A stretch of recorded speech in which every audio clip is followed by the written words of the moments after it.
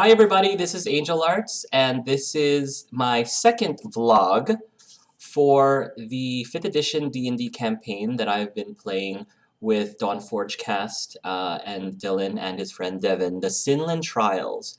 So if you guys don't want to be spoiled, I highly recommend that you watch up to session 2, which again is on Andrew's channel under the Sinlyn Trials playlist. Because I am going to be discussing some of my thoughts and reflections of the session. So right off the bat, before we began, Devin gave me a document that was the article to Quinn's, I guess, rival newspaper. And through that, he introduced a character, Kiki Weathers, which I'm not sure if this was necessarily Devin's intention, but I kind of saw her as Quinn's nemesis, and I think it would be super fun if I ever ran into her. Playing off of her, I'm anticipating might be really interesting, considering how we're probably big rivals.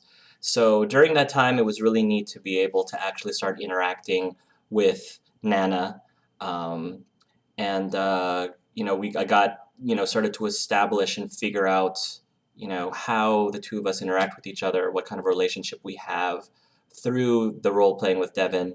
I understand that there wasn't necessarily time for it, but in the future it would be really cool if I had an opportunity to interact more directly with Gabriel as well. So that's like in my RP bucket list right now. I cannot stress enough how this is probably the most challenging campaign that I've ever played in, just because Devin is basically treating us, he's treating our characters in a way that he expects the characters to be smart. He wants us to respect the universe, and by respect the universe, making sure that we understood that just because we're level 1s or level 2s, it doesn't mean that the universe is going to go easy on us, because that wouldn't be realistic at all. So when he throws us in these situations, all three of us, we have to be on our A game. We can't play around, at least with our plans and with our strategy of attack, because one false move, as you have seen, can turn the entire thing upside down, and we can be caught, or even worse, die.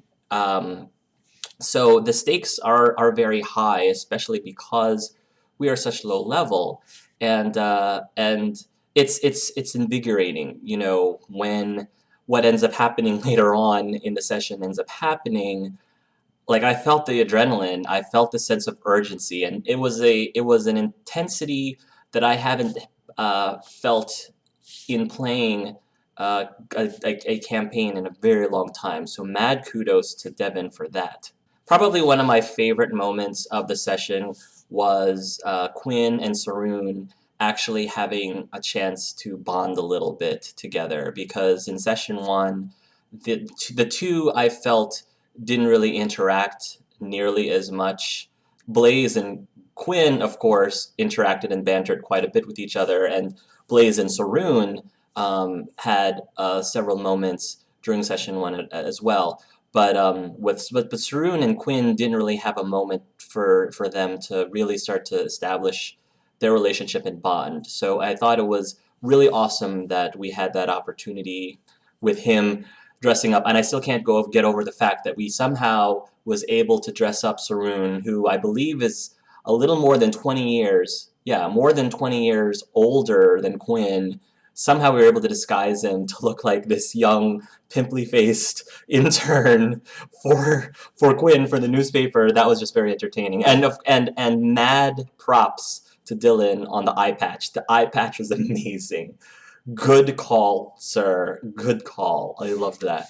I think what was probably the most challenging part of this session, besides, of course, the combat, for me personally as the player, is I'm trying so hard. I really am. I'm trying so hard pull back, to to reel Quinn in a little bit more, so that other people like Sarun, for example, have more of a chance to shine. Because I recognize that um, Andrew and I especially need to try to pull back and push Sarun up to the forefront, and I've tried doing that a few times during the session, but it's so hard because the situation that Devin put us in, the nature of that session required us, to do some sleuthing, to do some investigating, to do some pre-planning by talking to people, and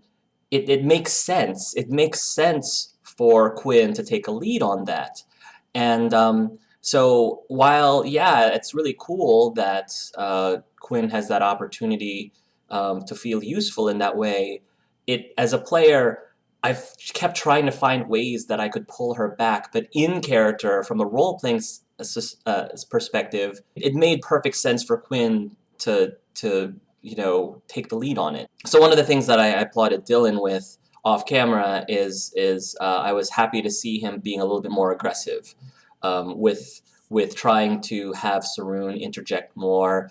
I was really happy that when we went to the second interview, that Sarun himself asked Quinn if he could take the lead in questioning Landis Boutois, which was exactly what I was going to suggest as well. So I'm glad that we both were on the same wavelength, so that Sarun had a chance to to actually take charge, which is always cool to see. In contrast, when stuff hit the fan, Quinn definitely was able to take the back seat because Blaze had the opportunity to truly shine, because the poor thing has been wanting to get into combat since session 1. So I'm glad that he got that opportunity, and quite epically. I mean, I think that Andrew ended up rolling 3 or 4 20s in a row, which is amazing, and I totally trusted that he actually did that. And we needed those 20s, definitely. Praise be to Karis! Praise be to Karis! I was surprised at how, I wouldn't say useful. That to me wasn't the right word. I'm surprised at how not useless I was during combat, because I wouldn't necessarily consider myself useful in combat. The vicious mockery and the inspiration, at least I found ways to help aid my allies, which is pretty much what the bard's job is anyway. I mean, Blaze definitely was able to take the lead on the combat beautifully, with Sarun and I supporting him as best as we could. And then when things died down, we ended up getting a really awesome scene that allowed us to get a better sneak peek into Blaze, peeling back some of those layers and trying to delve deeper into his character, which is always an awesome thing for players to do. I meant to mention this in the last session, but with Quinn and Blaze, as much as Quinn would hate to admit this, Blaze completely took Quinn by surprise, because um, it's her job. It's Quinn's job to be able to read people, and get them as quickly as possible, size them up, and figure out what they're all about. And she admittedly, or maybe not admittedly, um, discovered that there was more to Blaze than she originally thought. And this was, back in session 1, when Blaze started making some very intelligent comments that Quinn didn't even think about. And that sort of took her aback, because she's like, huh, interesting. Because I think Quinn, when she first met Blaze, I mean, she's seen his kind before. It's virtually always the same old story, so there was no reason for her to assume otherwise. And of course, through some of the shenanigans that Blaze goes through, it kind of reinforces her original feelings of this guy and who he is and what he's all about. But then he turns around and comes up with these very intelligent things, and Quinn is like, huh, maybe there is more to this person. So Quinn is quite intrigued by Blaze, and I think that when we found Blaze in that vulnerable position, Quinn's starting to understand him more and more, and I think she appreciates that a lot. Again, although she probably would not admit it to Blaze's face. So I'm curious to see where that's going to. I definitely am very curious and anxious to find out more about Saroon and his background. I'm sure that's going to be coming as well. There's just so much to look forward to, really, in exploring these characters, and I'm just very ecstatic to see where Devin and all of us actually, where all each other will take each other throughout this journey. And I probably should mention something about hashtag quit, which I kind of think I like that hashtag quit. Devin mentioned that when he first introduced Kit the cat, he didn't expect us to, I guess, like him as much, because he sort of was trying to make him have Kit come off as more of a cocky kind of character. But I don't think that Quinn at least saw him that way, and it could very well be because in comparison to Blaze, I mean everybody is pretty much as modest as Mother Teresa. But no, I think that Quinn ended up. I mean, by the end, you definitely saw that she ended up being rather protective of Kit for some reason, and I don't know if it's necessarily because he's a halfling, but I think that there's just something. I think he had a very charming personality, and the fact that he is known to be a thief. Him and Quinn have, a good amount of things in common with each other. And when he ended up getting knocked out during combat, I mean, Quinn just couldn't leave the battlefield without making sure that he was okay. I mean, Skolko is definitely, working it. But when Kit went down, I think Quinn just a reflex, wanted to make sure that he was up on his feet so all of them could leave. All in all, I think Quinn is really starting to see Blaze and Saroon as very good allies. I don't know if she considers them friends yet. I definitely think that she probably considers Saroon more of a friend. They're getting to that point than with Blaze. Blaze is more of a, you know, he has his usefulness. He's able to definitely keep them well protected during a fight. She can see that, so she definitely gives respect and credit to the man for that. But it's really cool to see that progression of the relationship, and I'm excited to see where that goes. When it comes to vengeance, because I know that Blaze, found himself in a very low point in his life. He started talking about a revenge, and me, the player, I definitely wanted Quinn to say something to discourage revenge, but in character, I don't know if Quinn would have necessarily said something, because I think that she understands that having an obsession with vengeance can definitely take you down a dark path.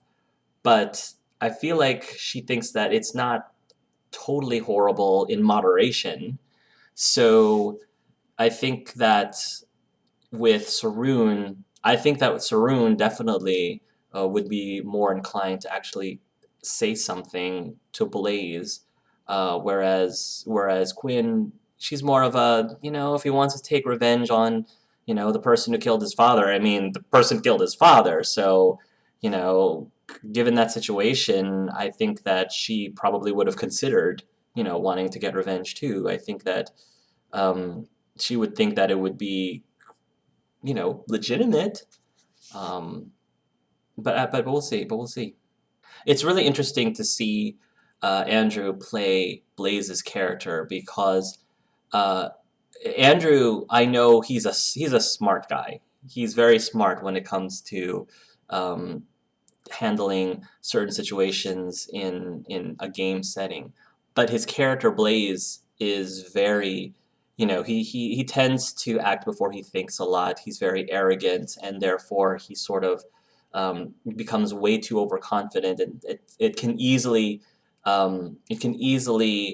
get him in a very sticky situation. So Andrew is aware that Blaze can get turned down a very dangerous path, and he has to rely on his companions. He has to rely on Quinn and Saroon to keep the man out of trouble. So it's just going to be interesting to see how well we'll be able to do that, because just like with the whole vengeance thing, there are times where I want to say something to keep, to keep him from this path, but certain gray areas, I don't know how much Quinn would actually interject, especially right now when she doesn't really consider Blaze a close friend yet. Maybe once they get closer, she might interject a little bit more. But for right now, she's more like, I'm not gonna tell him what to do. I mean, he's an adult, he's his own man. If he wants to do X, Y, and Z, then, it's none of my business, and it doesn't affect me personally. But Saroon, I think we both have to rely on Saroon to keep Blaze from doing something that he might end up regretting. And we'll see if Saroon/Dylan decides to step up to that challenge, because it's too early to tell how our personalities, how our characters will be shaped with everything that's being thrown at us. So anyway, guys, thank you for watching some of my thoughts on session number 2. Please do tune in again for our next session. We're still continuing on with our Monday night sessions at 8 p.m. Eastern Time on Andrew's Monday Night Gaming Twitch channel. It'd be great to see you guys and hang out with us, or you can always watch them when they get posted on Andrew's YouTube list later on. So thank you guys for watching, and until next time, love yourselves and love each other.